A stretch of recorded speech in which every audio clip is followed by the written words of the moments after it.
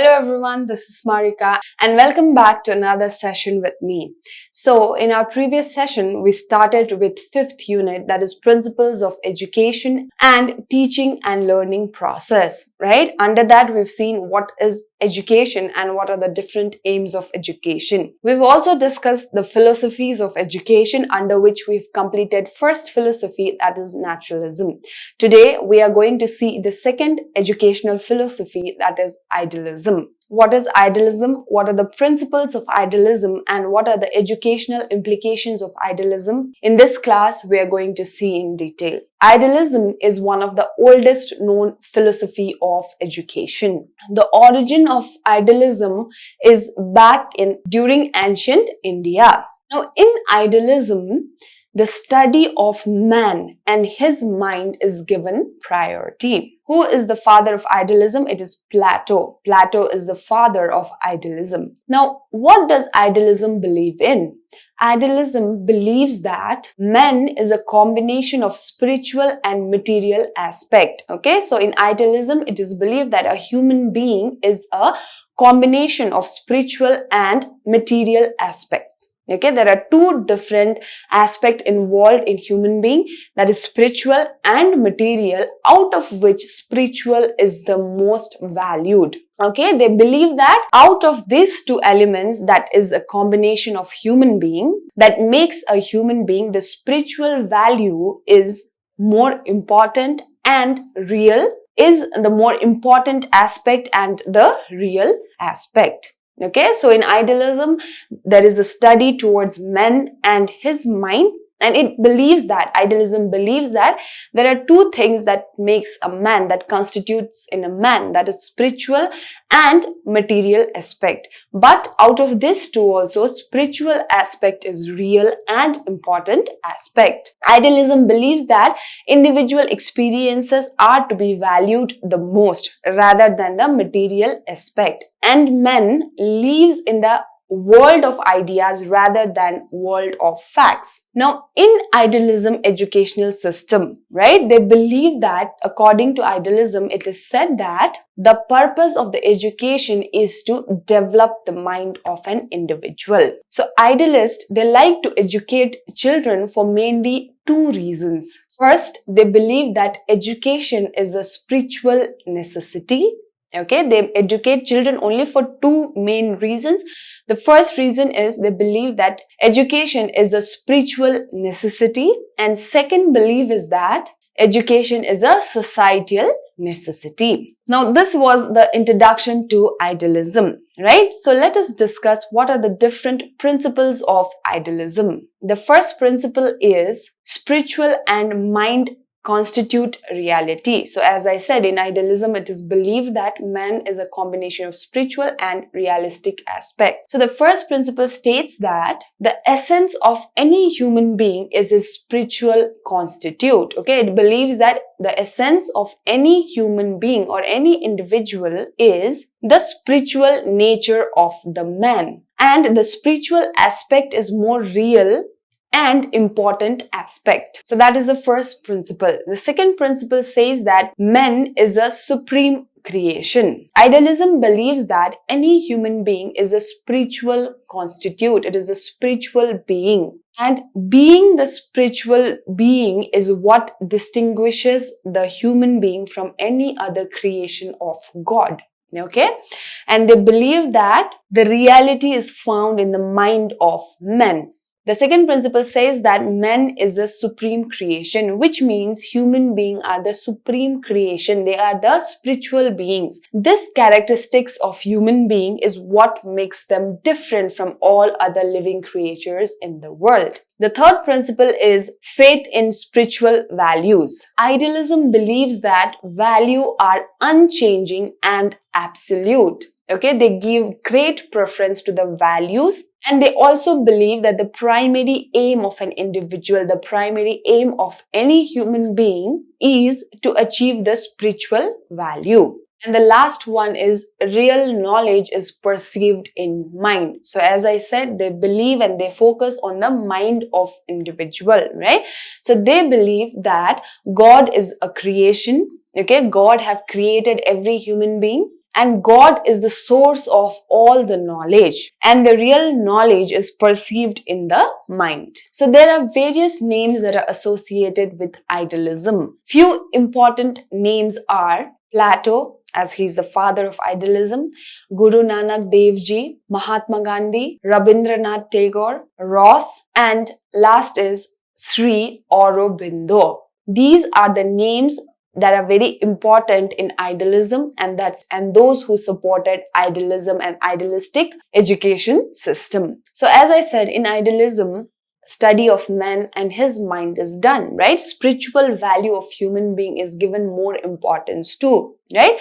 They believe that real power of human being is in their mind, and that the man is the supreme creation of God, right? And because the man is spiritual being, it separates an individual or human being from any organism that exists in the world. Now, let us see what are the educational implications of idealism. The first one is self-realization. Under idealism and aims of education, the first one we have is self-realization. So according to idealism, human being, is the grandest work of God and are the supreme creations of God. So from introduction, we've been seeing this, right? In idealism, it is believed that human beings are the most beautiful creation of God. So here it focuses on the personality of individual. It emphasizes on individual personality. So the main aim of education in idealism is to develop self of the individual. Okay, so in idealism, it is believed that the individual needs to develop themselves and have a concept of self. Okay, what are they? And how they should be behaving, what is expected from them. So the knowledge or self-understanding is given focus on idealism. Now, as I said, we are seeing this under self-realization, right? So that concept of self must be developed in an individual according to the idealistic education system. Self-realization about what? Right? Self-realization about their duties, their responsibilities, cleanliness, satisfaction, self-control, sacrifice, punctuality, and various other aspects of life. Okay, so they believe that people should have self-realization, which means people should understand what is best for them or what they can do best for themselves. Okay, what are their duties, what are their responsibilities, what satisfies them, what gives happiness to them, towards their cleanliness, towards their punctuality, towards the discipline. Everything comes under self-realization. So if the person realizes, if there's self-realization, the person is able to live a healthy life, is what is believed in idealism. The next one is universal education. So from the term itself, I think it is understandable what is universal education, right? So education, according to idealism, must be universal. So what is universal education? Education that is provided to each and every individual without any kind of discrimination. No discrimination in gender, caste, creed, nationality, or any kind of thing. Okay, without discriminating in any of the aspect of human life, education must be provided. Idealists believe in that. So in idealism, we have seen that they believe in the creation of God, right? They believe that man is a supreme creation and that mind is everything, right? The reality is perceived by the mind. So they focus on individual personality and individual rather than caste, creed, nationality, or any socio-economic background. Okay. The third one is spiritual development. So we've been studying idealism focuses on the spiritual aspect of an individual. So idealists give great importance to spiritual values. So according to Ross, education is the process. It is a medium which enables the mankind to get into their culture, to learn about their culture, to enter into spiritual realm. So Ross have said that it is through education We teach culture to each and every individual, and through culture, we help the individual gain or become a spiritual being. So in idealism, spiritual development is of great importance. So why is it associated with education? Because they believe that through education, we let individual learn about their culture, which enables the individual to become a spiritual being. The next one is transmission and promotion of culture and cultural heritage. The aim of idealistic education, the focus of idealistic education is to promote culture, right? To inculcate culture and to pass the cultural values to the individual, to the children. So they focus on prevention, enrichment, and transfer of culture to the younger generation. So education must contribute to the cultural development within an individual. It must contribute to the cultural development within an individual. They believe that through education, the child learns more about his culture. The cultural boundaries of an individual is expanded through education. And in education system, they focus that the education helped the children to expand their boundaries. Okay? So providing an opportunity where a child will be able to learn about his culture, where the child will learn how to prevent his culture, is also given great importance in idealism. They also believe in promotion and development of moral values. So moral values and moral sense will help the child to understand what is right and what is wrong. Okay?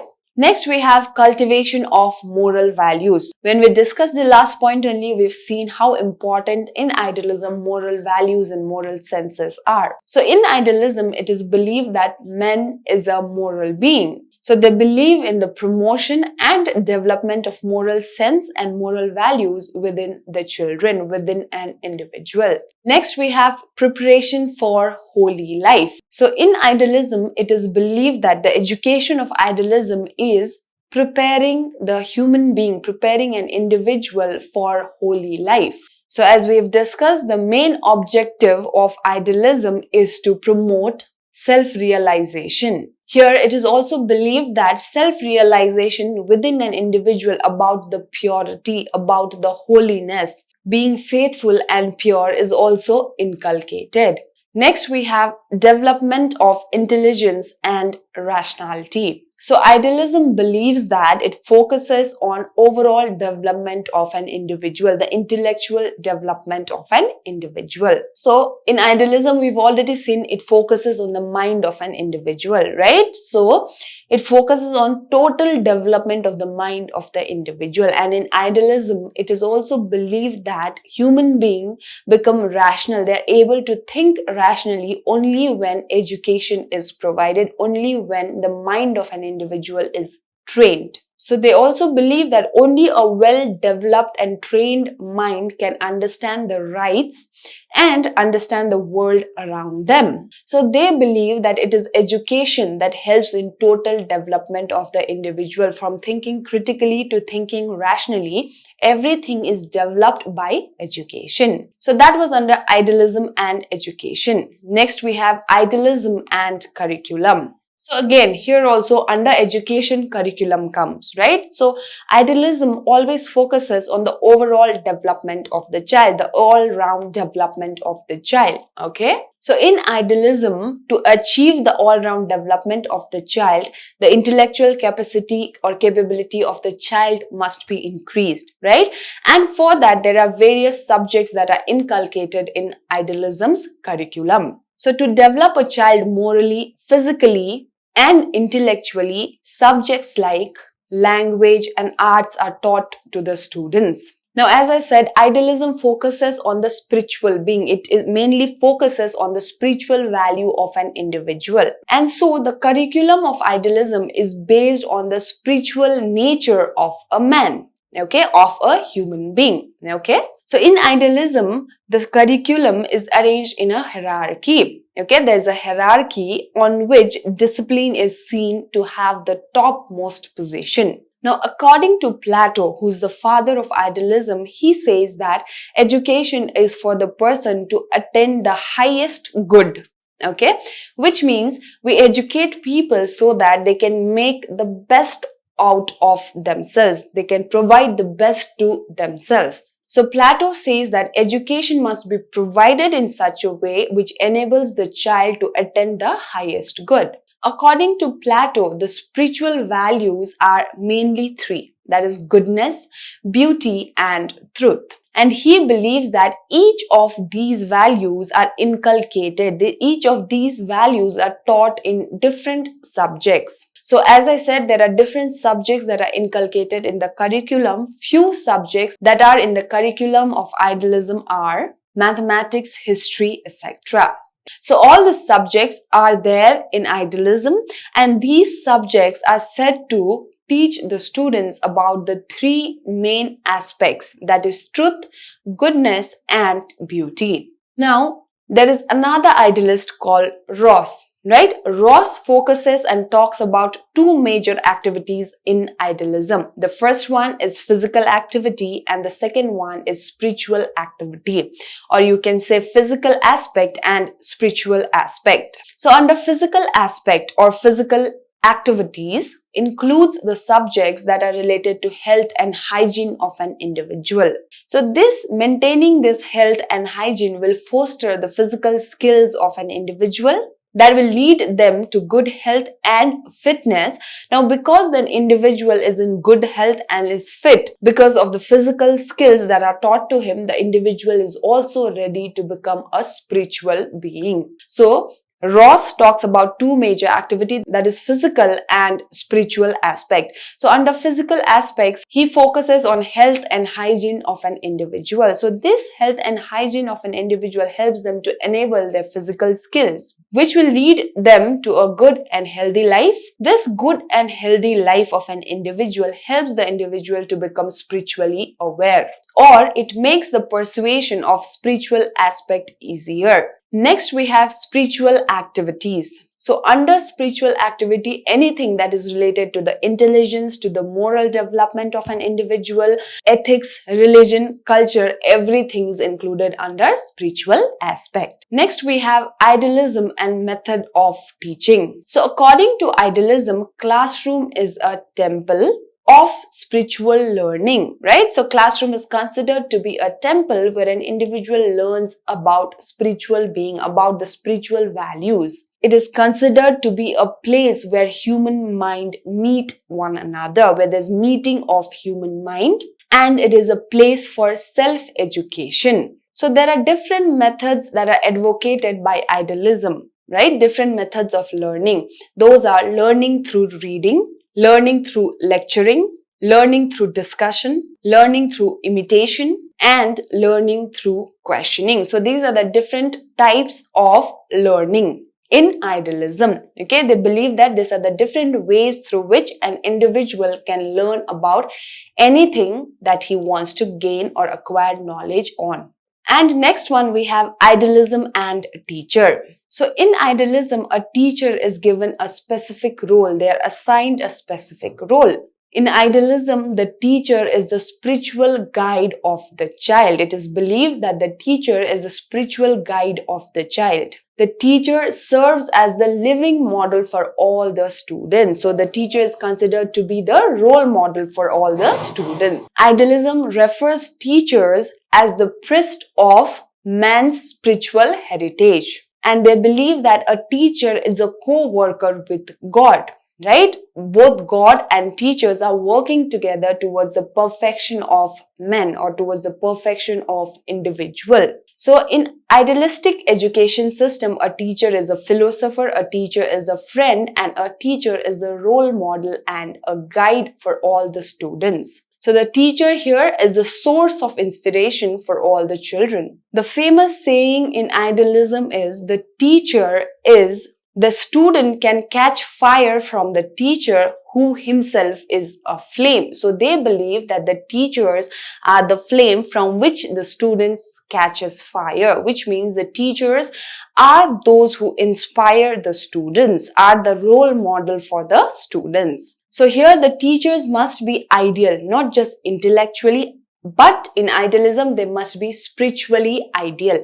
right? To become a teacher. They must be intellectually, morally, and spiritually perfect to become a teacher in idealistic education system. So according to idealism, teachers have a special place and are the most influential people in the lives of the students. Now, what is it that makes the teacher a role model for the children?